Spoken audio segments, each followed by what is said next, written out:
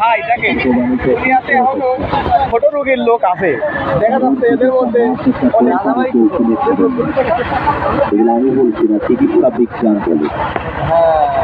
যোগ বলে যদি কোনো পুরুষ একাধিক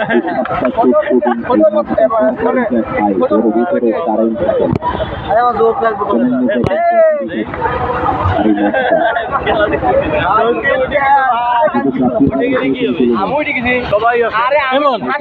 বলো বলো এখনো একটু ছোট লোকের লোক আছে আছে।